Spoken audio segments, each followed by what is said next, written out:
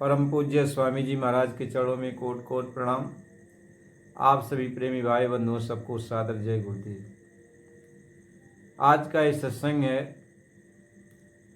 कवि साहब जी महाराज के समय की एक वाकया है। एक राजा को न्याय कैसे करना चाहिए। आप इस सत्संग को बड़े ध्यान से सुनिए तो आपकी समझ में जरूर कुछ न कुछ आएगा। कवि साहब जी महाराज अपनी कुटिया में जो कोई भी आते, साधु महात्मा या बच्चे कोई भी आते, तो गुरु कवि साहब जी महाराज उनको भगवान का चर्चा किया करते, राम नाम की चर्चा किया करते। सबको कवि साहब जी महाराज सत्संग वचन सुनाया करते। तो एक सेठ आया और उसकी धर्म पत्नी आई। तो सेठ ने कवि साहब जी के चरणों में मत्था झुकाया और प्रणाम किया। कवि साहब जी ने आशीर्वाद दिया। तो वह भी बैठकर कवि साहब जी का सत्संग प्रवचन को सुनने लगा। जब समाप्त हो गया सत्संग प्रवचन, तो वह कवि साहब जी से कहा कि सरकार, हम बहुत दुखी हैं। कवि साहब जी ने कहा, बताओ क्या दुख, तुम्हारे दुख का कारण है। कहा कि हम दोनों पत्नी आ रहे थे तो रास्ते में डाकू मिल गए। तो जो कुछ भी हम लोगों के पास धन दौलत था उन्होंने लूट लिया, और हमारी पत्नी के जो भी गहना था वो गहना भी लूट लिया। अब हम लोगों के पास कुछ भी नहीं है। हम व्यापार करने के लिए जा रहे थे और जो कुछ भी धन दौलत था लेके जा रहे थे, चलो शहर में व्यापार करेंगे, लेकिन अब तो कुछ नहीं रह गया। तो कवि साहब जी महाराज ने कहा, वो मालिक है, यदि किसी न किसी बहाने से चोर डकैत ले लिए तो वो मालिक सबका सृजनहार है, वो मालिक सबको देख रहा है, वो कोई न कोई इंतजाम आपका भी कर देगा, आप चिंता क्यों करते हो। तो कहा कि हमें कोई सेठ को बता दीजिए जिनके यहाँ हम कुछ पैसा ले लें। तो कवि साहब जी महाराज ने कहा, ये तो काशी नगरी है, यहाँ तो बहुत बड़े बड़े सेठ रहते हैं।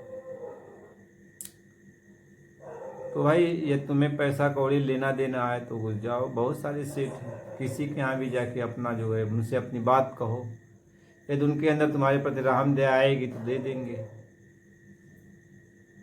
तो वो गया तो कोई वैसे देने को तैयार नहीं हुआ पैसा। वो कहा, भाई हमको कुछ दे दो और हम जो है व्यापार करके फिर आपका सूद ब्याज सहित लौटा देंगे। लेकिन बिना गिरवी के कोई कुछ जो है उधार पैसा देने को कोई तैयार नहीं।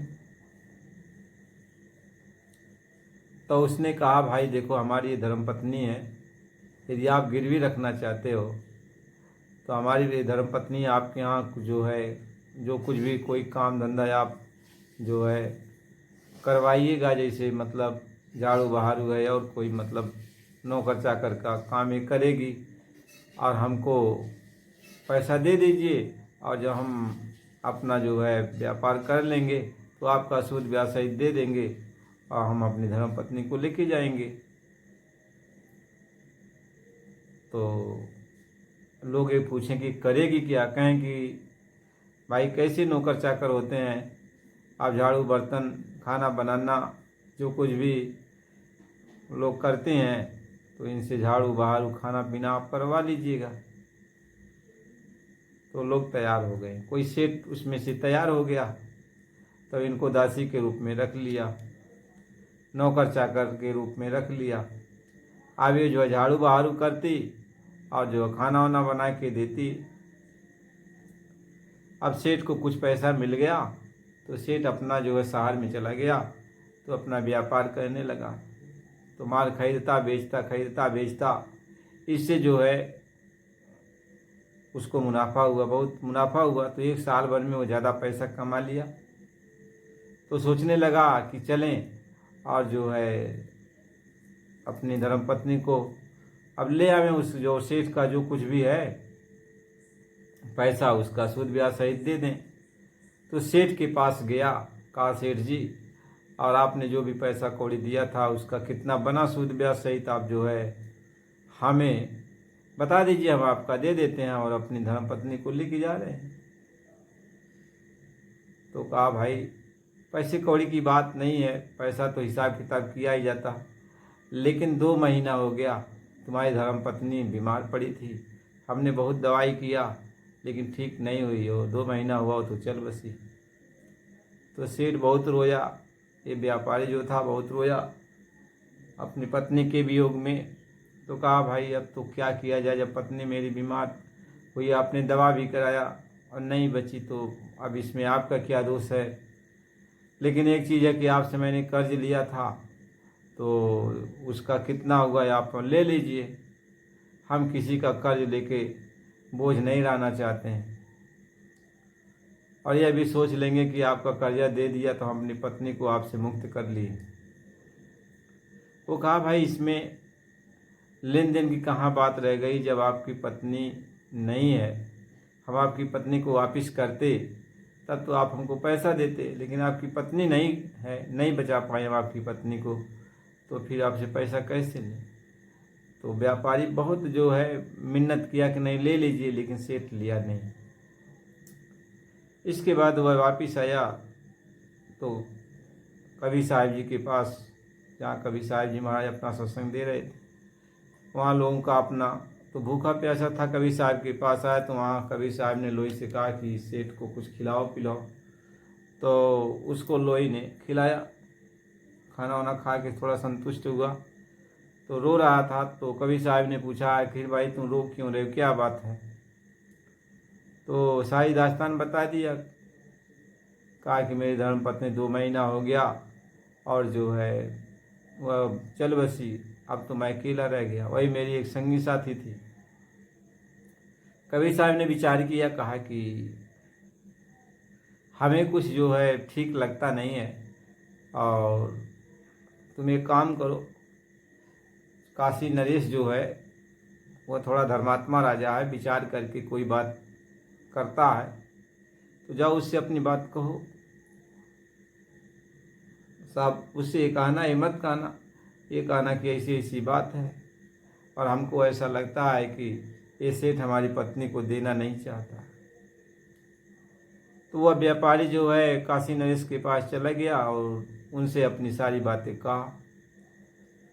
तो राजा जो है उस सेठ को बुलवाए, काशी नरेश सेठ को बुलवाए, कहें सेठ ये बताओ, ये जो है व्यापारी जो कह रहे हैं कि इनकी पत्नी को तुम अपने यहाँ दासी के रूप में रखे थे। हाँ रखे थे, अरे हमसे कुछ पैसा लेके गए थे व्यापार करने के लिए, संजोग से 2 महीना हुआ राजन और इनकी पत्नी बीमार पड़ी, हमने बहुत दवा कराया लेकिन वो बची नहीं। राजा ने कहा तो ठीक है कोई बात नहीं, जब इनकी धर्मपत्नी बीमार पड़ गई और नहीं बची, तुम दवा भी कराए तो इसमें कौन सी बात है भाई, अपना फर्ज तुमने निभाया। लेकिन एक बात बताओ, आखिर कोई गवाह है कि यहाँ सचमुच इनकी धर्मपत्नी मर गई। तो उसने कहा हाँ, जिस वैद्य से हमने दवा कराया था वह वैद्य भी गवाह है और जो 4 लोगों को हमने मतलब अर्थी सजा कर भेजा था कि ले जाओ इनको जला फूंक देना, तो वो भी गवाह है। तो राजा कहा तो भाई इसमें कब कौन सी बात है। व्यापारी को समझा बुझा के कहा कि देखो अब जब तुम्हारी पत्नी नहीं रही तो फिर अब ज़्यादा वाद विवाद करने से कोई फ़ायदा नहीं, अब जाओ। तो कवि साहब जी के पास फिर आया, कहा कि ऐसी बात है। राजा हमको समझा बुझा करके जो है भेज दिए। तो कवि साहब ने सोचा, हम ये सोचते थे कि राजा कुछ विवेक लगाएगा, लेकिन राजा विवेक नहीं लगाया। तो राजा से जाके कहो कि राजा ने एक महात्मा जी हैं और वो आपसे एक आते हैं। कवि साहब ने कहा कि राजा से जाकर कह दो कि एक महात्मा जी हैं और वो जो है 1 दिन के लिए आपका सिंहासन चाहते हैं, 1 दिन के लिए उनको राजा बना दो और वो न्याय करेंगे।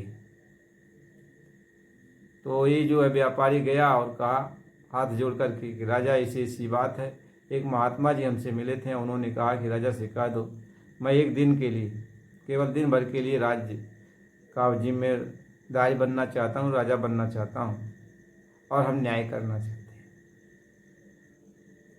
राजा तो पहले व्यापारी को बड़ा नाराज हुआ, लेकिन सोच विचार किया कि आज महात्मा कह रहे हैं तो मान लेना चाहिए। तो राजा ने कहा ठीक है, तुम उस महात्मा को बुलाओ और हम उसको अपना राजपाट एक दिन के लिए दे देते हैं, देखें वह कैसा न्याय करता है। तो ये कवि साहब जी के पास आए व्यापारी और कवि साहब जी से कहें कि राजा आपकी बात को मान लिए, आप चलिए। तो कवि साहब जी काशी नरेश के पास गए। तो काशी नरेश ने कहा कि महात्मन, आप कह रहे थे कि मतलब एक दिन के लिए हमको राज दे दीजिए, तो राज दे दिया, सिंहासन आपका हुआ, आप अब जो भी जैसा भी आप न्याय करना चाहें आप न्याय कीजिए, ये सिंहासन खाली है। तो कवि साहब ने कहा कि देखो, इस सिंहासन पर आप राजा हो, आप बैठ सकते हो, मैं नहीं बैठ सकता, मैं तो एक महात्मा हूँ। लेकिन ये राजपाट एक दिन के लिए आपने हमको दिया है, तो हमें कुछ फर्ज निभाना है, तो आप उसके सामने यानी सिंहासन के सामने एक सिंहासन मतलब एक कुर्सी लगा दो, मतलब बैठने के लिए, तो हम उस पर बैठकर जो है कुछ अपनी बात कहें। तो राजा सिंहासन एक लगवाया, दूसरा तो लगवाया उसी सिंहासन के सामने, तो उस पर जो है कवि साहब जी महाराज बैठे और राजा कवि साहब जी के नीचे बैठ गया। क्योंकि कवि साहब जी महात्मा थे तो नीचे बैठना कोई बहुत बड़ी बात है नहीं। राजा महाराजा पहले के सज्जन होते थे, इज्जत करते थे महात्माओं की। तो राजा ने कहा कि महात्मा अब आप न्याय कीजिए, आपके कुछ सारे अधिकार दे दिए गए हैं। तो राजा ने कहा कि उस सेठ को बुलवाओ। तो अब कवि साहब जी ने मतलब आदेश दिया कि सेठ को बुलवाया जाए। तो सेठ को सिपाही तुरंत बुला के लेके आए। तो कवि साहब ने पूछा कि बताओ, ये व्यापारी जो है तुम्हारे यहाँ अपनी पत्नी को रखे थे गिरवी के रूप में? कहे हाँ रखे थे। कहे तो क्या हुआ इनकी पत्नी को ले आके दे दो। तो कहा कि कहाँ से ले आके दे दें, इनकी पत्नी 2 महीना हुआ और जो है सही छोड़ चुकी, बीमार थी, हमने बहुत दवा ववा कराया। कहे अच्छी बात है, सही छोड़ दी तो कोई बात नहीं, लेकिन हमको ये बताओ कोई गवाह ववाह है, कोई देखा वखा है कि तुम अकेले ही कह दे रहे हो? तो वही बात जो राजा से कहा था वही बात कवि साहब से भी कहा कि मतलब 5 लोग गवाह हैं, एक वैद है और 4 लोग जो मतलब अर्थी को लेके गए थे जलाने के लिए। कहें उन 5 को बुलवाओ। तो 5 आ गए, वैद भी आ गया जो दवा दे रहा था, और वो 4 लोग भी आ गए। तो पहले वैद से कवि साहब ने पूछा, वैद जी क्या आप व्यापारी की पत्नी की दवा करते थे? तो वैद ने कहा हाँ, हमने बहुत दवा किया। तो कवि साहब जी ने कहा कि अच्छा एक बात हमको बताओ, दवा किया अच्छी बात है, लेकिन तुम मुझे एक बात बताओ कि तुम्हारे यहाँ ये जो है व्यापारी की पत्नी आती थी दवा कराने के लिए कि तुम जाते थे उनके यहाँ, सेठ के यहाँ दवा करने के लिए? तो वैद्य ने कहा कि देखो, न ये व्यापारी की पत्नी हमारे पास आती थी दवा कराने के लिए, और न मैं ही जो है सेठ के पास उसके घर जाता था दवा करने के लिए। ये सेठ जो है दवा लेके जाते थे, हम दवा दे देते थे, और हम इनके यहाँ गए नहीं थे, और न व्यापारी की पत्नी हमारे यहाँ आई थी। तो कवि साहब ने कहा अच्छा एक बात बताओ, तुम ये जानते हो भली प्रकार बिना मरीज को देखे, और यदि आप दवा दे रहे हो और मरीज को वह दवा यदि फायदा न करे, दवा रिएक्शन कर जाए, दवा जहर बन जाए, तो मरीज तो मर सकता है। हाँ, तो फिर आपने दवा किया, तो फिर आपने देखा क्यों नहीं कि मरीज को हम कौन सी दवा दे रहे हैं, कौन सी दवा नहीं दे रहे हैं, आपने देखा क्यों नहीं? तो यदि आपकी दवा से और जो है व्यापारी की पत्नी मर गई तो इसका तो दंड आपको मिलना चाहिए। आप तो आपके ऊपर हत्या का आरोप लगेगा, क्योंकि बिना देखे आपने दवाई ऐसी क्यों दी? आपको देखना चाहिए मरीज को। मरीज नहीं आया आपके पास तो आपको ही जाना चाहिए था। कहें कि एक दिन की बात तो नहीं थी ना, एक बार आपने दवा दिया। कहें नहीं, कई बार ये सेठ लेके गए दवा। कहें तो आपको बीच में सेठ से कहना चाहिए था कि मतलब तुम उस मरीज को लेके आओ, हम देखना चाहते हैं।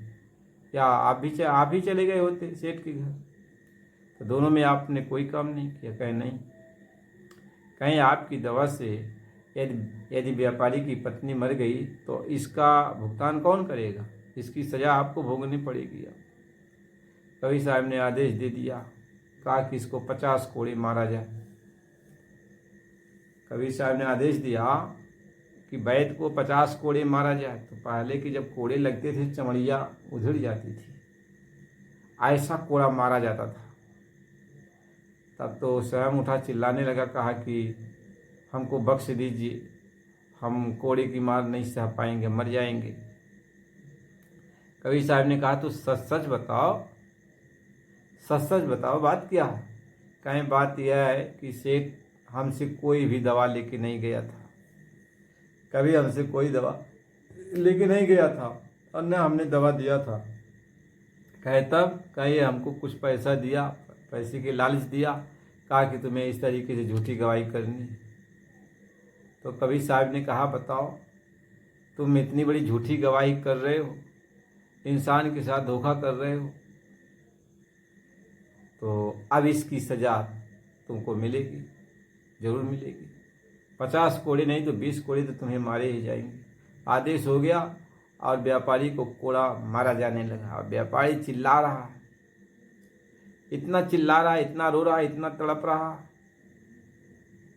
कि पूरा महल, जो राजमहल था, पूरा सबका हृदय सहम जा रहा था।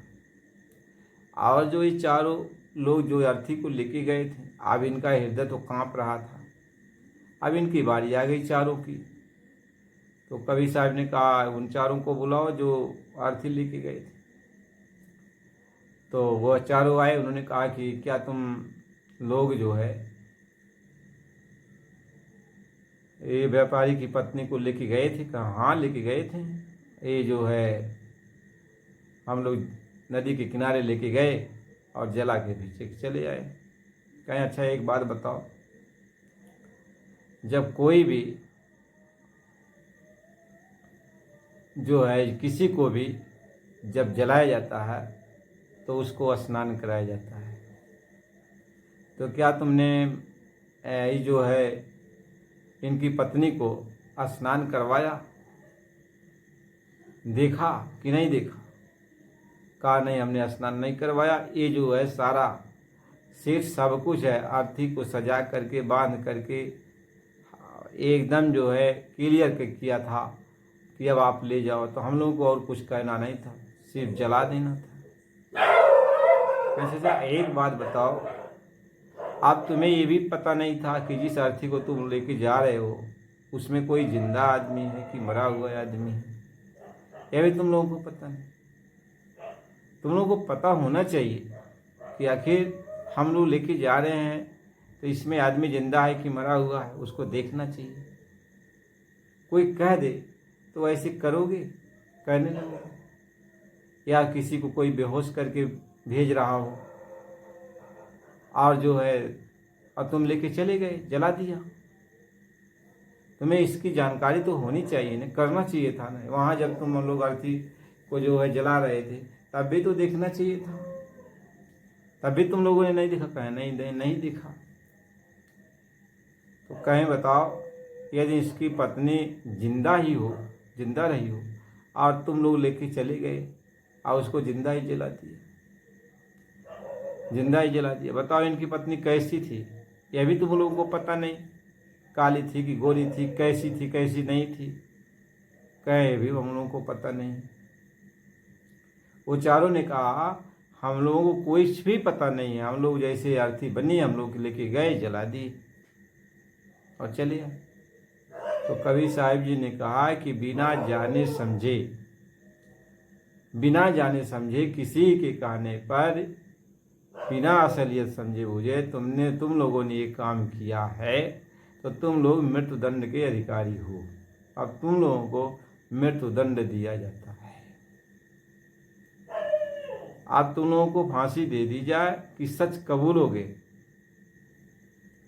तो उन लोगों ने कवि साहब के चरणों पर गिर पड़े, कहें कि सरकार हमको माफ़ कर दीजिए, और हम लोगों ने कोई अर्थी उर्थी लेके नहीं गए थे। ये सेठ हम लोगों को पैसे का लालच दिया कि तुम लोग इस तरीके से कहना, हम आपको पैसे देंगे। उसी लालच में हम लोगों ने ये बातें कही। कहें अच्छा, इस तरीके से तुम लोग किसी के कहने पर इस तरीके से ऐसा कर सकते हो, या तुमने जानबूझकर तुम लोगों ने यह काम किया पैसे के लालच में? तो अब तुम लोगों को मृत्युदंड तो नहीं दिया जाएगा, लेकिन 10 साल की तुम लोगों की सजा, जेल में सजा दी जा रही है 10 साल के लिए। चारों को 10 साल के लिए जेल में भिजवा दिया गया। अब सेठ की बारी आई। कवि साहब जी ने सेठ को कहा, सेठ अब तुम ये बताओ, तुम व्यापारी की पत्नी को ला के दोगे कि तुम्हारी फांसी हो जाए? इतना बड़ा तुमने धोखा किया है, तुम्हारे साथ कौन सा इंसाफ किया जाए? अब तो तुम मृत्युदंड के अधिकारी हो। अभी तुम सच बता दो तो तुम्हारी माफ़ी हो सकती है। इसके बाद जो है तुरंत जो है वह अपने सेवकों को कहा कि जाओ जो व्यापारी की पत्नी को लेके आओ यहाँ। अब व्यापारी की पत्नी को लेके आया। कवि साहब ने व्यापारी की पत्नी को व्यापारी के हवाले कर दिया और सेठ को 6 महीने की कारावास की सजा दे दी। तो यह बात जब पूरी हो गई तो राजा काशी नरेश कवि साहब जी के चरणों में गिर पड़ा।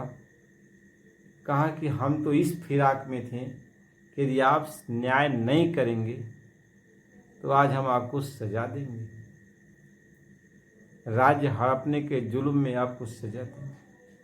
लेकिन मैं ये नहीं जानता था कि न्याय कैसे किया जाता है। अब मैं आपके इस न्याय से हमें बहुत कुछ सीख मिली है। अब हम सच्चा न्याय करें।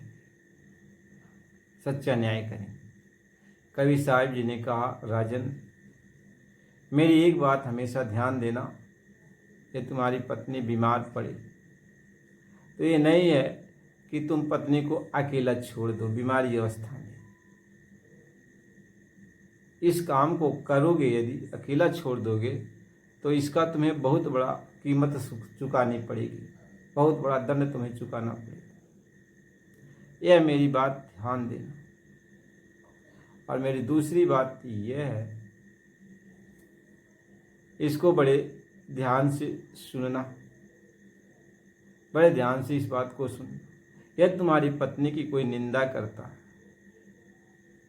भला बुरा तुम्हारी पत्नी को कोई कुछ कह रहा है, तो दूसरे के कहने के कारण तुम अपनी पत्नी के ऊपर कठोरता मत दिखाना।